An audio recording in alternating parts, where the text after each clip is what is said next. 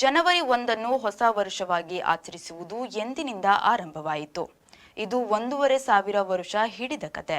ಕ್ರಿಸ್ತಪೂರ್ವ 36ರಲ್ಲಿ ರೋಮನ್ನರ Julius Caesar ಹೊಸ ಕ್ಯಾಲೆಂಡರ್ ಒಪ್ಪಿದ. ಹಿಂದೆ ವರ್ಷಕ್ಕೆ 10 ತಿಂಗಳು ಇದ್ದುದನ್ನು ಬದಲಿಸಿ 67 ದಿನ ಸೇರಿಸಿ 12 ತಿಂಗಳು ಮಾಡಲಾಯಿತು. ಮಾರ್ಚ್ 1ರ ಬದಲು ರೋಮನ್ ದೇವ ಜಾನೂಸ್ ನೆನಪಿನ ತಿಂಗಳು ಜನವರಿ 1 ವರ್ಷದ ಮೊದಲ ದಿನವಾಯಿತು.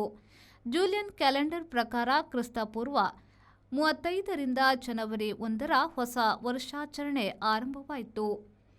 1982ರಲ್ಲಿ ಗ್ರೆಗೋರಿಯನ್ ಸುಧಾರಿತ ಕ್ಯಾಲೆಂಡರ್ ಪೋಪ್ರಿಂದ ಒಪ್ಪಿಗೆ ಪಡೆಯಿತು. ಜನವರಿ 1 ಹೊಸ ವರ್ಷ ಯುರೋಪ್ನಲ್ಲಿ 16ನೇ ಶತಮಾನ ಹಾಗೂ ಇತರೆಡೆ 20ನೇ ಶತಮಾನದಲ್ಲಿ ಒಪ್ಪಿತವಾಯಿತು. ಮಾರ್ಚ್ 1 ಇಲ್ಲವೇ ಮಾರ್ಚ್ 25ರಂದು ಹೊಸ ವರ್ಷಾಚರಣೆ ಇತ್ತು. 1752ರಲ್ಲಿ ಎಲ್ಲ ಬ್ರಿಟಿಷ್ ಸಾಮ್ರಾಜ್ಯದಲ್ಲಿ ಮಾರ್ಚ್ 25ರ ಬದಲು ಜನವರಿ 1 ಹೊಸ ವರ್ಷ ಅಧಿಕೃತಗೊಂಡಿತು. ತುಳುವರ ಬಿಸು ಸಹಿತ ಲೋಕದೆಲ್ಲೆಡೆ ಬೇರ್ಬೇರೆ ಮೂಲ ಹೊಸ ವರ್ಷ ಇದ್ರೂ ಜನವರಿ 1ಕ್ಕೆ ಮೊದಲೆಡೆ ಇದೆ.